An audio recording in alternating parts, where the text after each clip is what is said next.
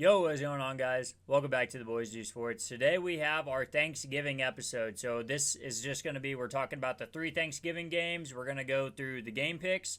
We're going to go through we're going to pick one prop from each game, and then we're going to pick a TD score from each game, kind of do a Thanksgiving theme. So, let's jump right into it. Packers, Lions, on at noon. Who do you have here? All right, so I got a little preamble before I make my pick. Dan Campbell is 1-3 on Thanksgiving as a coach. The Lions are 1-7 on Thanksgiving since 2017. Their one win last year. And Jared Goff is 1-3 on Thanksgiving. So I'm going the Lions over the Packers because the Lions are 4-1 at home this season. Just completely throwing out the historicals. I like it. I'm going with the Lions too. I had no idea that the boys just don't like the turkey, I guess. Yeah. They just don't want it, I guess. I don't know. They don't like the after game turkey. Yep, so it's brutal. I thought Matthew Stafford used to tear it up on Thanksgiving, but maybe I was just the way younger. I was looking at it, which of course this is a completely different Lions team. I was kind of just doing my historical checks, and this will be the second or third season in a row where they've played the Packers, because I guess back in the early NFL days, the Lions and the Packers played every year on Thanksgiving. Like, that was the thing. So I think they're maybe trying to start that again. But back in the day, Stafford was kind of like 4-4 on Thanksgiving or something like that. Man, I just remember always watching some Matthew Stafford absolute classics on Thanksgiving, just putting together masterpieces. Yep. So that's our game pick. That is going to be our main course here. Getting on to the sides, man. I'm bringing the mashed potatoes to the table here. Give me receiving yards over under Amon-Ra St. Brown 76.5 at -114. That's the side dish I'm bringing to the table, and I think it's juicy as hell, man. So you going over? Over. Okay. Yeah. Amon-Ra going over. Yeah, I did like that one. I like it. He looked so good last week. I think he keeps it rolling. Yeah, the only problem I have with Amon-Ra is that when they use Jameson Williams, it affects Amon-Ra's yards. Like, I guess just because the less yards, but it always seems to never affect his receptions. So I don't know. But my side for the Lions-Packers game is going to be Jahmyr Gibbs over 34.5 receiving yards at -114. Yeah, that almost feels free. Yeah. All you gotta do is turn one screen into a big play, which he seems to do all the time. Yeah. That seems just free. Gibbs has passed this in each of the last 2 weeks, one of them being over 100 receiving yards. And the Packers have actually allowed this number here and more, of course, to running backs in 2 of the last 3 weeks. So, one to Tyrone Tracy and one to Saquon Barkley. Yeah. So I like this a lot. Yeah, I like that a lot, yeah. And then we can get to our dessert here. My touchdown score. I'm kind of going away from all statisticals, and I'm going for what feels right. David Montgomery seems like a Thanksgiving guy. +135. He's finding the end zone. He's taking a 1-yard touchdown away from Jahmyr Gibbs after he breaks one for 80. It's just been such a weird season for David Montgomery. Like, he's had like 1 or 2 good games, like in general, and it's just that's what I'm saying. We're tossing out all statistics, and we're going with what feels right on Thanksgiving Day. David Montgomery is finding the pay dirt. And what was the odds on that? +135. That's why I like it. Yeah, I don't necessarily like betting on, minus odds for touchdowns, but my guy Amon-Ra, who you just went with, is +100. So +100, even money. Yeah, and he's 3rd in the league in red zone targets among all players, tight ends, running backs, wide receivers. He's 3rd in red zone targets. They like to target him in the red zone, and he's going to score this week. I like it. We're all Lions there. Sorry, Packers fans. Yeah, we did run all Thought Lions. we could there. at least toss you at least one bone there, but we did not at all. Whoops. Next game. I think this one's going to be a shocker to a lot of people. We got the Chiefs and we got the Cowboys. The Cowboys are 3.5-point dogs at home. Let me know who you're riding with here. So for my main entree for the Cowboys-Chiefs pick, it's going to be like a spicy chipotle ham because it's a spicy take. Oh, fuck yeah. We got the Cowboys over the Chiefs. You know, both teams coming off comeback wins. Since the Week 10 bye, the Cowboys have only allowed 7 total points in the second half over the last 2 weeks. This defense is looking fantastic. The Cowboys are 3-1-1 at home this season, and the Chiefs are 1-4 on the road. So, give me the Cowboys. They both have to win this game, and only one can. Yeah, I was just about to bring up the Chiefs in one-score games. I think are 1-4 as well, if not 1-5 on the season. They just won their first one-score game last week. About time they stopped winning them one-score games. That's what I'm saying. I'm riding with the Cowboys here. This offense is really impressing me. This defense is coming together. Quinnen Williams is as advertised, man. Absolutely. He's still just as good as he was in New York. He's a stud, man, and I think this Cowboys team is coming together. And I don't know if Vegas is starting to jump on it a little bit. They're starting to adjust Cowboys lines, but they are way better than that 4-win, 5-win record that y'all got going on. Are you all up to 5 wins yet? 5-1. 5-1, back up to 500. Yeah. Does that count as 500 with the tie? I feel like it's a little better than 500. Works. Yeah, you'd want it to be like it's like 525. But yeah, the Real Cowboys nice. only being plus 3.5 is pretty. Like, I feel like the number should be like plus 5.5. Like, I feel like that's where the number should be. So I mean, the Chiefs minus 3.5 at minus 105 is probably a pretty good bet for a value wise. But I think Cowboys are going to win this thing. Here's my theory on this, and I have the tinfoil hat on, of course, but this is probably going to be the most viewed game of the season. Yeah, I mean, it's Chiefs-Cowboys right before prime dinner time, right after Thanksgiving lunchtime. That's like, it's 4 o'clock.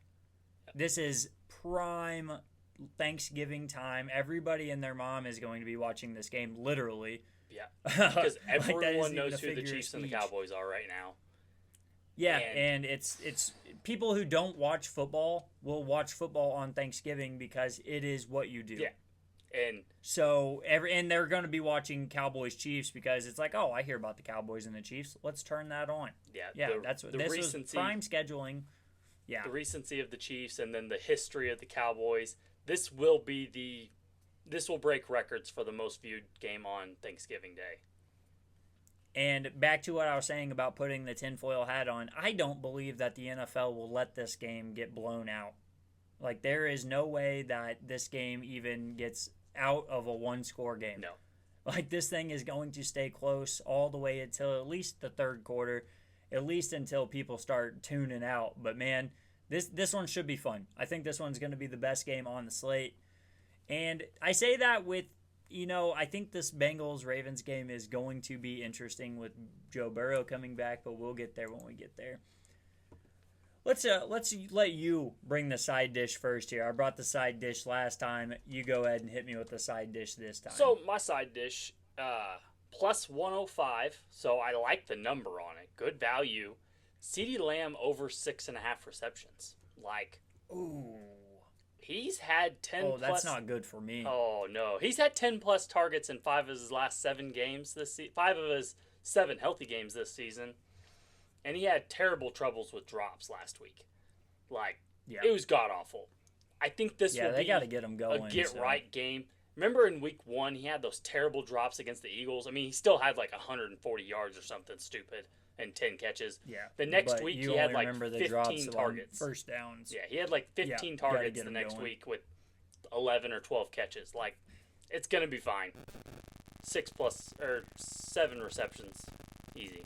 Honestly, I think we can both still hit here because Dak is throwing the ball like 30 times a game right now.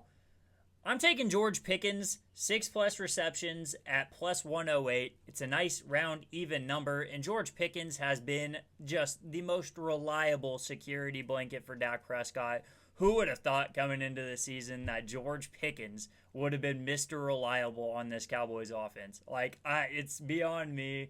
But, man, he's a stud, and he's getting it done week after week. It's incredible what George Pickens is doing for the third-round price tag. Unbelievable. Yeah, I mean, the Steelers need to be sued for malpractice. We knew that he can catch almost anything. We knew that. But when we're watching these games, he's always open. Like, he's constantly, like, when Dak throws him the ball, he doesn't have anybody within 4 or 5 yards of him. Like, I don't know. He's always open. And that is what you get as the benefit of having CeeDee Lamb across the field from you. That is the benefit that you have. Yep. CeeDee Lamb is going to take probably most of the time. You can't even shade a safety over the top because George Pickens is doing the same shit to you now. So, yeah, they just – you got to hope you get the best matchup. Whoever gets cornerback 2, that's who's getting the target. Whoever's getting locked up by the CB1, that's who's going to have the little bit worse statistical game. But I did look at George Pickens' lines. The only thing I'm afraid of is that he's limited. He got hurt last week a little bit. Oh, yeah. I mean, I didn't see anything major pop up in the injury. No, but he'll be fine, I think, but I just wanted to avoid it just in case he got hurt and just in case he doesn't play or something stupid.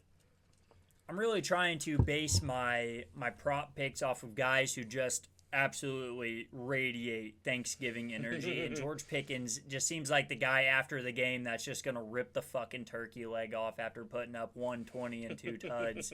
Just absolutely go to town. So, yeah, I like George Pickens a lot here. For our TD score desserts, I don't really love anything here. I'm going to be completely honest. I feel like all the ones that I like are way too low of odds. So I'm going to throw in a tight end safety blanket touchdown, Jake Ferguson at plus 220. It's not great. It's like the pecan pie that I'm putting on the table here. Sometimes it hits, sometimes it doesn't hit, and sometimes it's fucking terrible. Pecan pie, there you go. So I did look at the Jake Ferguson. He does lead the Cowboys in red zone targets. Dak loves looking to him in the red zone. My only problem with it is I don't like putting money on it because, like last week, Brevin Spanford scored a touchdown. Like, it's always a different guy, a different tight end scoring a touchdown too. But saying that is, I went with CeeDee Lamb plus 135. Plus 135 is just good enough I don't hate it. He only has 2 touchdowns this season. But since returning in week 7, he has 9 red zone targets to Pickens' 4 red zone targets. So, but my favorite touchdown in this game, which I didn't want it to be my pick. It's Rashee Rice at minus 125. Like, minus 125 for a guy, it's crazy for a wide receiver, especially. Because, why are they guaranteed to score a touchdown? But it's because he's going to score this week. He has the most red zone targets since he returned in week 7 in the league. Yeah, I mean, if they get inside the 10-yard line, it's almost guaranteed that Rashee Rice is going to get 3 or more looks. Targets or they're going to do an end around. Yeah. They're going to do a slant. They're going to do a fade route. And if that doesn't work, then I guess they kick the field goal. Yeah. But, it's almost guaranteed that Rashee Rice touches the ball inside the 5-yard line at least once. I don't hate that. But I think Rashee Rice definitely gets in. Well, the Cowboys, I just don't like the minus 125 Cowboys have let up tag. A ton of number 1 wide receiver touchdowns this year. A ton. Yeah. Well, I mean, they've let up a lot of touchdowns, period, so that doesn't really balance there. Yeah. Just kind of been the story of the Cowboys defense this year. Well, at least we've gotten some separate props here. That's good. Yeah, I was scared we were going to double up on them here. Ending the Thanksgiving day, man. Bengals, Ravens. Bengals are 7-point dogs on the road. And I think that the Bengals have a good chance to at least fight in this one just because it is Thanksgiving. But give me the Ravens to take this one down. Yeah, so as my third entree of the day, which I'm sure that's how my day will go, is I'll be watching one game at one house, another game at another house, and the last game at my house probably, hopefully. So I'll be eating my third Thanksgiving meal of the day. I'm going Bengals. I like it. I like it. Lamar doesn't look healthy. Like, something is wrong still. I think they might have rushed him back because they were... Well, their season was over if they didn't. I mean, do you know what they started out? 1-5. Yep. They have won 5 straight games. They were 2-5 when Lamar came back, and Lamar's won 4 straight. The Ravens have won 5 straight. But my issue with the last 5 that they've won have come against the Jets, the Browns, the Vikings, the Dolphins, and the Bears. So that's my issue with their defense looking good and Lamar just, limping his way to, a win every week. I mean, plus 295 is a pretty juicy price tag, man. That's pretty nice. Yeah. For a nice little entree you're slapping on the table, Yeah. plus 295 is pretty juicy. Plus, Burrow's back. Burrow is back. And this offense was looking elite without him. Yeah, and Jamar Chase is going to be, I don't know how Jamar Chase is coming off of a week off, just a, chill out week. Yeah. But he might be good. He might be pissed. I don't know. But he's going to have to be because I don't think T. Higgins is playing. Also, T. Higgins is ruled out. I'm afraid he might be ruled out next week too. But 3 of the last 4 Bengals losses have been within 6 points or less. So, close games. Yeah. All right. Well, go ahead and lead in with your side then. I'm excited to hear about my it. last side of the day. I'm ready to throw up. I don't want to eat anymore. Coming into that, Jamar Chase being pissed off. It's a terrible odds, honestly. Minus 145. Jamar Chase over 7.5 receptions. You got to pair that with something. I might hit the alt line there. Yeah. I don't know. I'd hit the alt like fucking 9 or 10. But I went back, and I wanted to see what Jamar Chase does with Higgins out of the lineup. Another elite wide receiver next to him gone. And as long as he's got Burrow, and as long as it's not the first week 1 or 2, over the last 4 years, Jamar Chase averages almost 10 receptions. 11 sometimes. 11. Yeah, he almost gets the ball quite a bit. Yeah. So 7.5 receptions, alt this to 9 probably, is probably a pretty damn good chunk of change. I actually kind of want to see. Yeah, I don't hate that at all. I mean, that 9 is. That really pairs well with mine that I'm bringing to the table here. Joe Burrow coming back off of injury. His passing line is only 253.5, and I'm taking that over at minus 113 every single time. Yep. I think that he absolutely lights it up. I might hit an alt for 300 plus. I think that him and Jamar Chase absolutely tear up this Ravens defense. While they might not win the game, I think that they put on a show on Thanksgiving night. Man. Yeah, no, I think it'd be great to pair, do an alt 250 plus, and then match it with the over 7.5 reception, get you, a nice plus 115,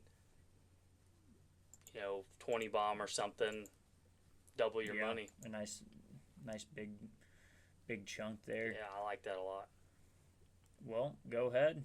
All right. TD's on you. With my dessert, probably not going to be eating it, but it's my favorite. This is my favorite. I'm going to have money on this.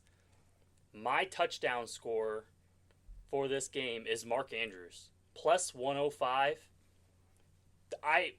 When I was thinking about it, before I even looked at the odds, I'm like, I'm going to get a Mark Andrews touchdown for plus 185 or something, And then I get there, and there's 3 players that are in the minuses, and then Mark Andrews is the 4th or 5th player at plus 105. Plus at 105 right now. Huh? He's at plus 105. Yeah, plus 105. Yeah, it's great odds. Yeah, which is all those players are going to score most likely, and this is going to be a high-scoring game. But the most ridiculous thing is the Bengals have allowed 13 touchdowns to tight ends, which is 8 more or 7 more than anyone else in the league. And then it helps that Andrews leads the Ravens in red zone targets. No one else is even close. So, yeah. Give me an Andrews touchdown, maybe 2. It's funny that you said maybe 2, because my dessert, I'm going off the fucking rails on this Thursday night, on this Thanksgiving evening. My dessert that I'm bringing to the table is juicy, man. It's a double stacked pie. It's absolutely ridiculous. Jamar Chase, 2+ touchdowns at plus 500. He's bringing it twice, man. I feel it in the bones. Him and Joe Burrow are gonna get it done on Thursday night. You're gonna throw up Thanksgiving night. That much dessert. Yeah. Oh, it's happening though. One big old slice of double scoring pie, man. Nice. Dude, Jamar Chase 2 touchdowns called on the channel would be phenomenal. That's all I'm going to say. I'm telling you, it's going to be a Jamar Chase boom game. Yeah, it's going to be one of those Jamar Chase games where he Jamar goes for Chase like plus 850 850 first touchdown score. I mean, might as well chalk it up. If they win the coin toss, it's that's wraps. happening. He's catching it. Yep. All right, guys, that has been our Thanksgiving episode. We are going to upload our game picks later on in the week. If you enjoyed this video, make sure to drop a like if you're new around here. Hit the subscribe button, and we'll see you guys next time.